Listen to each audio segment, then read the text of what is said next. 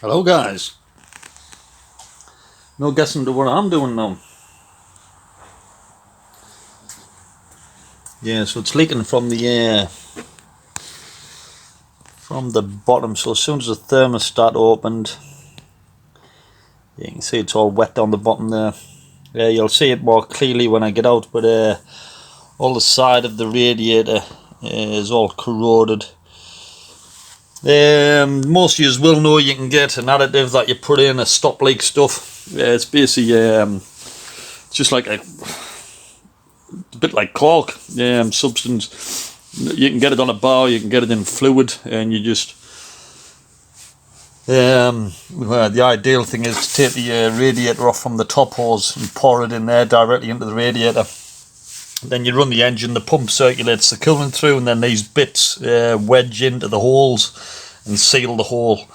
It's only really a temporary fix, and with a radiator looking this bad, it's not worth the hassle. It's 30 quid for a new radiator. By the time you've chewed on, 7-8 quid a bottle of the stop leak, put it in. There's no guarantee it's going to work, and if it does work, it's only a temporary fix. I'm not comfortable with doing that when I'm selling the car on. I'd rather just take the time and effort to just take the radiator out and put a new one in.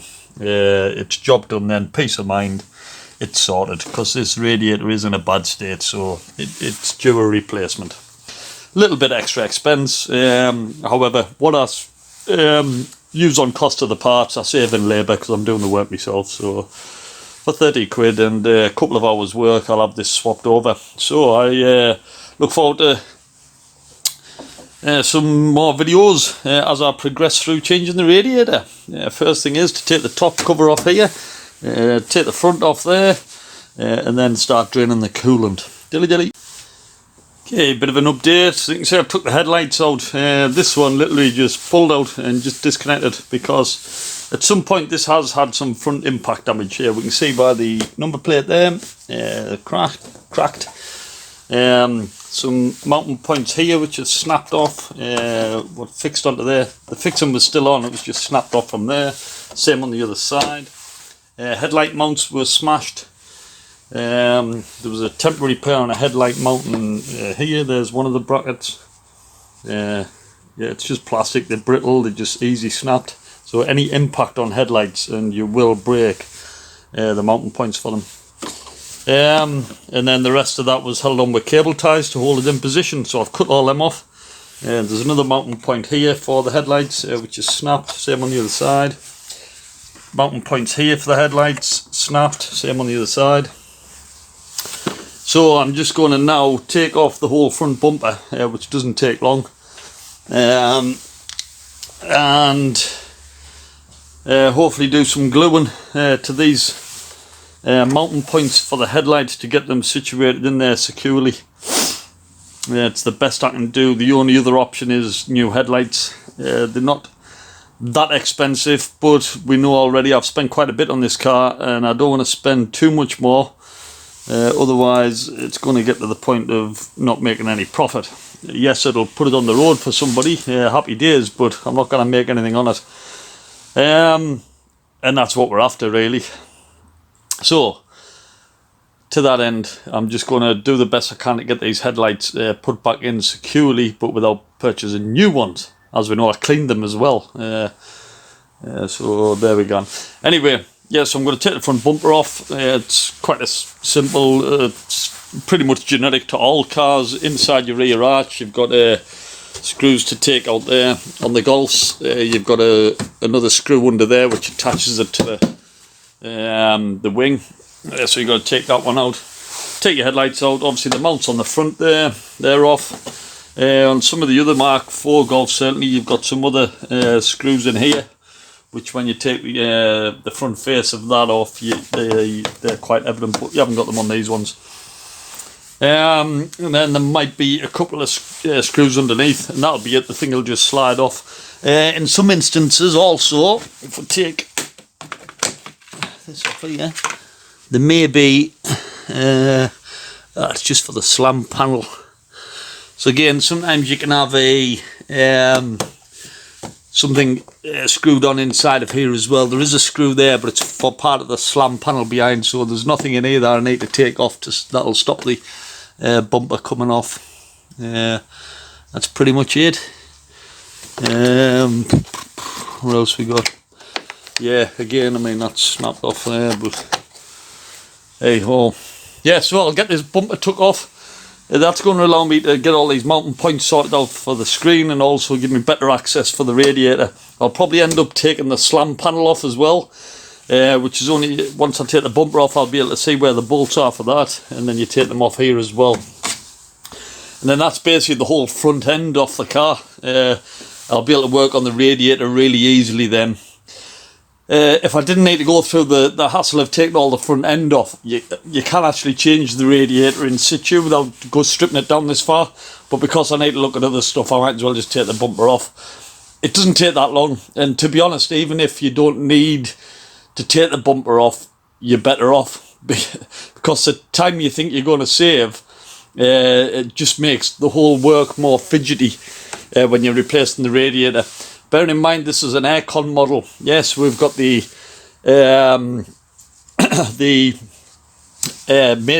matrix there for the aircon. Yeah, there's no fluid goes through this. Yeah, it's just like the sort of the air intake, if you like, to cool down the aircon system. So that's got to be dismounted from the radiator as well. There'll be some mounting points on there. In fact, you can see one there. So there's a screw there. Now normally when you take the radiator out, you can take it out so far and then unscrew this, because you can't take this out complete. Otherwise you would have to take off all the aircon lines, which means depressurising the aircon system, which you can't do unless you're in a garage because it's illegal. CFC gases, etc. So you really just need to leave that in situ and detach it from the radiator. So it's another reason why it's just so much easier taking the bumper off and the slam panel itself.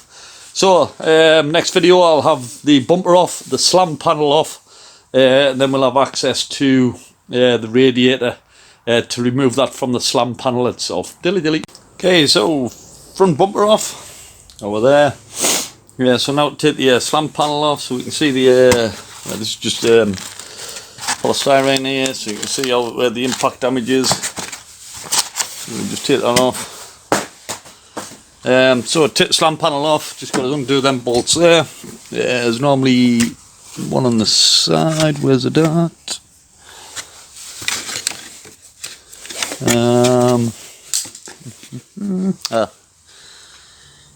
Yeah, so we've got, so these bolts here take off, them four there. That's going to take the crash panel off at the front. It's basically your impact absorber.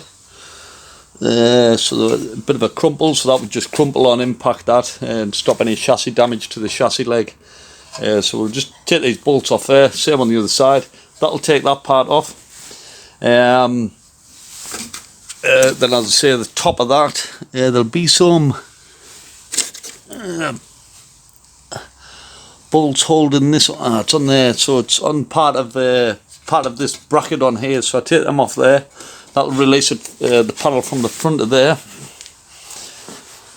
And then that's it, do that on both sides, and then I'll be able to take the slam panel off. Before I do that though, you've got some screws here, some torque screws, which look well rusted, so hopefully they will come out. And what they do is hold the rubber hanger for the actual radiator itself. So I undo them, and that allows me to take the slam panel off, but the radiator will stay in place. And then with the slam panel off, then you'll see I'll get access to that that screw that's keeping the aircon matrix on there. Okay, yeah, so there's the other screw for the other mount that's holding the radiator on at the bottom. So there's obviously four, two each side to take off. That's it, dilly dilly. Okay, so slam panels off, as we can see. I left the crash panel on at the front. Yeah, that didn't need to come off. So quite simple. I've left the cable connected, which is the bonnet release. No need to take that off. So now you can see I've got full access now to the radiator. Simples. So as you can see, all the aircon gubbins here you've got to remove that from the radiator. Hence it's just so much easier taking the slam panel off and everything. So yeah, so you can see that's the screw that holds this onto the front of the slam panel that I took off the 4. So it's just a case of lining them up when you put it back on to then secure the radiator. Simple. Yeah, so I've just got to take the aircon matrix off now, unscrew that from the radiator, drain the coolant and pull the intake and outtake pipes off at the top and the bottom. These, from I know from experience, the quick release, but they end up being quite solid seized on here. You've got to be careful with these because I need to take these off, but I need to reuse them, so I can't afford these to break. Yeah, so I'll just spray some lubricant inside there and just gently wobble it off. Let the lubricant work in. There's a rubber seal in there. Once the lubricant sort of works its way around, it comes off easy enough. It's obviously a lot easier doing it when you've got good access to it. We can see we've got a bit of a leak here coming from what looks like the sensor for the coolant. Might just because I've put a bit of excess pressure on it there, but that's probably where the coolant gets its temperature from that sensor there, and it's leaking out of there as well. But we can see the state of the radiator, yeah, how it's all corroded here. The main leak is from the bottom one. Again, you'll see it more when I take it off, but you can see the coolant leaking out of there, and it'll be even worse at the bottom. So yeah, that radiator there is just absolutely, it's shot. You know, it's just pointless trying to budget and scarp it, as it were. So let's do the job properly. Right, drain coolant time. Dilly dilly. Okay, so I've took the radiator off now. So that's the aircon. I've actually pressed a screwdriver in there to see if this system was pressurised, and it wasn't. There's no pressure in the aircon system whatsoever. Whether it holds pressure or not, I don't know. I have ordered the high pressure switch, as you know, and that's where that fitted.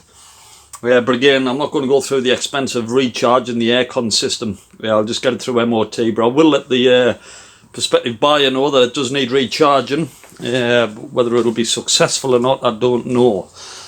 However, yeah, back to the radiator. So I just had to take the fan off. So there's another 4 screws that hold the fan assembly onto the radiator. So I've took them screws out. So you can just lift the fan assembly off, and then you're just left with the radiator itself. I've took the end caps off carefully so they didn't break. They'll need cleaning out. I like to put a little bit of a smear of grease on the rubber seals inside there, so when they go back on relatively easy, and they'll also form a better seal with a little bit of grease on. So that's it, one radiator off and ready to swap over now and then reassemble. We can see here the amount of corrosion and where all the potential leaks can be. Certainly on this side, this is where it was dripping from the most. On this side here, yeah, so it's shot, you know, totally gone. No point in trying to budget with you know, stop leak and stuff. You know, you'll stop one leak and then it'll find another weak point and then start leaking again anyway. So anyway, enough for radiators. So you can see the difference between the two. Yeah, nice and new. So that's it. I just need to now start reassembling the new radiator. Just got to be careful with these fins that you don't catch them. Obviously these direct the air over the coolant tubes behind, and it's easy to mark these. So just need to take a bit of care when you're reassembling everything and putting everything back together. So that's the next task. Dilly dilly. Okay, just another quick point. The coolant that came out of this is green, or greenish. It's been watered down that much with the amount of times it's been topped up because of the radiator leak. However, it is green. Typically Volkswagen coolant is G12, or now they use G13, both of which should be used on these engines, and it's like a pinky colour. The reason you have different colour coolants is because of the cylinder head. and it's whatever the cylinder head is made out of depends on what coolant you use. Yeah, otherwise you'll end up getting accelerated corrosion within the cylinder head itself and this and the walls of the block. So therefore, this green stuff, it actually, you can buy it off the shelf, and it's compatible with either blue coolant, which is more for steel, or yeah, pretty much steel or cast heads. You use the blue coolant. For the other variants, like the pinky stuff, or sometimes you can get yellow stuff. It's for the cast aluminium heads. Now that green stuff is compatible with both, so it doesn't matter what coolant you've got, you can add it in. However, it doesn't give the same protection as what the traditional coolant is required for the particular system. So to that end, because I've just drained the coolant, I've drained only the radiator. There will still be coolant in the water jackets and in the cylinder head itself. So what I'm going to do now, before I reassemble everything, while I've got good access, I'm going to put a clamp on this hose here, which is the outlet from the coolant reservoir. So I'll just put a clamp on that to seal it, because this is empty. And then I'm going to take off this feed pipe, which is the return pipe from the coolant system. And then I'm going to put compressed air into this, which will pressurize the system and force all the coolant out of the cylinder walls and the cylinder head, push it down into the radiator, and then all I'll do is simply take off the I'll do that now, take the sensor off, yeah, and that'll give us a drain for the coolant to come out. I'll not get it all out, but I'll get the majority of it out, and therefore when I re-top up the system, I'll use the correct G12 or G13 coolant. Just thought I'd share that with you. Dilly dilly.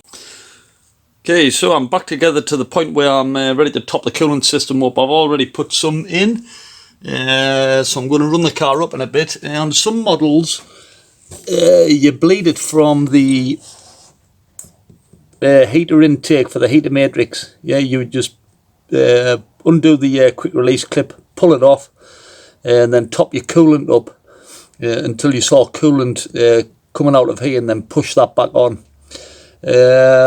If the system doesn't bleed and the heating doesn't get hot, then I will do that and bleed it from there. But normally you can get away with just self-bleeding. So just top it up, leave the coolant cap off, start the engine, let the coolant pump run, fill the water jackets up, etc. in the radiator. The radiator won't fill up until the engine reaches temperature and the thermostat opens, and then that'll allow the coolant to go into the radiator.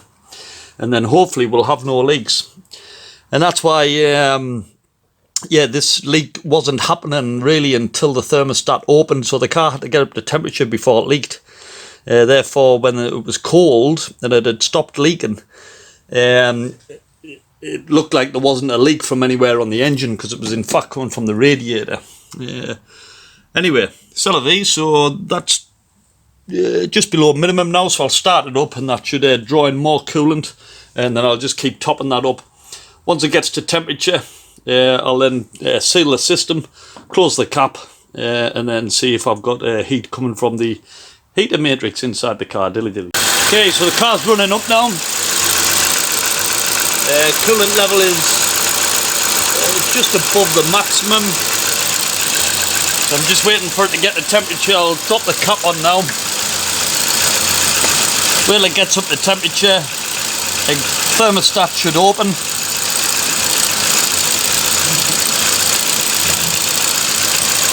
And then it should start filling the radiator. That's where I'll get more coolant drop then. So in the thermostat itself, which is in here, there is actually a weep hole, so coolant does actually still get into here, but not to the point where it's a lot of coolant, if you like. So the radiator will be pretty much full. However, with the thermostat open, it'll just purge all the system and push any air that's out of it. And then that's when I'll start getting heat inside the interior of the car. So all looking well at the moment. No leaks up to this point.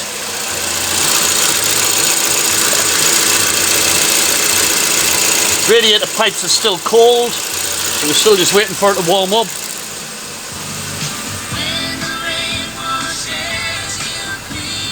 Still saying the coolant level's low there, but that'll sort itself out when I switch the ignition off and back on. Okay, so I'll get back to you when this thing warms up, dilly dilly. Okay, good sign. Everything's good. It took a long time for the thermostat to open. It might have been partially stuck, but it's definitely open now. I've got heat in the cab. Both coolant pipes are nice and hot. My coolant levels dropped right down, so that means the thermostat must be open. The fan's working, so everything's good. So I'll just switch off now, open the cap slowly, release the pressure, top that back up to the maximum, and then that's that system done. Dilly dilly. Right, next quest is these headlights, before I can put this bumper back on. So as I said before, this left-hand headlight just came straight out. There was nothing holding it on at all. So there's 3 points that they connect onto, and I can't find one of them. There's one. So that's on the bottom, and this is where this was attached onto there. So this is one of them that snapped off. Now these ones are okay, yeah. I can, if I get my camera in right, I can put them back on, yeah, glue them on, whatever. So that's fine. These ones here, so obviously they threaded, and they were bolted onto there. Yeah, so the bolt goes in, then you just turn this here, and then that would adjust the headlight a bit, yeah, to suit. This one would be a problem. I would not be able to repair that because there are other bits missing. And that badger fitted, wait for it, on here. Yeah. But it pretty much should sit about there, so there is the rest of it missing. So I'm pretty much stuck on that one. However, all I need to do, I suppose, because I've still got a bit of a face on here, yeah, and that is just basically goes in line with that. All I need to do is get a piece of metal where I can screw onto this, and then just drill a hole through to fit the diameter. To be honest, I don't really need to adjust it. All the adjustment is for, it's not to adjust the aim of the headlight. All it's to do is adjust the headlight so it fits nicely with the trim, so there's no gaps. So it's not for adjusting the headlight itself. That's done within the internals of the headlight to adjust the beam angle. So rather than me cutting a piece of metal to fit the diameter of this, I don't need to do that. All I do is drill a hole in the piece of metal enough to put this screw in, and then all I'll do is pat it with washers, or I could indeed put that in, whatever, just to make it suit that gap. So I'll not be able to adjust it manually. I'm just packing it with washers to adjust it, because you don't see this. So that's a good option for that bracket. So that'll be the bottom one, be able to get sorted. That one, then the only one I would have left then to fathom out is the top one. So when the headlight is in situ, yeah, again the top one, there is bits missing off that. Now it would be difficult to sort of, I suppose it wouldn't. That looks okay. So again, I've got all this bit to play with. So again, I can just put another metal bracket on that to match up with that, and use that as the next mounting point. So it looks like, all in all, they should be fine. I've had a look on Fleabay to get some second-hand ones, and I'm looking at 35 quid each. So there's another 70 quid for two headlights, just for the sake of the mounting tabs. So for all, it is going to be a bit of a bodge. I can't justify 70 quid. I'm just going to persevere and sort these out. As I say, I will have a bit of a metal bracket going across here. That's the only one you'll see. But it's not the end of the world. At the end of the day, it's going to make the headlights secure, fixed in place, and then I can get it through MOT on that basis. So, I shall hunt out in me hardware box some little bits of metal, and that should do it. I could use them aluminium again, just cut some little strips of aluminium. Anyway, whatever, I'll get them secured on. Look forward to the next video, hopefully when they're in position. Dilly dilly. Okay, so one headlight done. Typical sirens going off as I'm videoing, but yeah, so I've made my bracket there. Good chunk of plastic there to screw into, and secured on the top there. Another little bracket made there. Again, good plastic to screw into there. Put that on there, and underneath glued on the other support at the bottom. So that's that headlight. Solid, not going anywhere. The only thing I'll have to do is when I put the bumper on, just make sure it aligns as good as it can. I left that setting as it was, so that shouldn't need adjusting, which is good because that's obviously been bonded.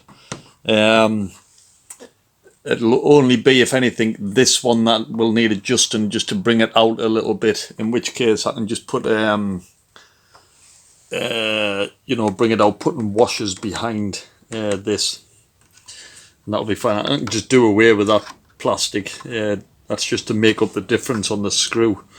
But anyway, either or, I can just pack that out if I need to bring this headlight forward. And again, I can just undo on that screw, and that'll give us a little bit of movement as I adjust this, and then I can tighten that back up. So, good job done. That's just saved 35 quid. So I've just got another £35 to save, and crack on, do some more brackets for that side. Dilly dilly.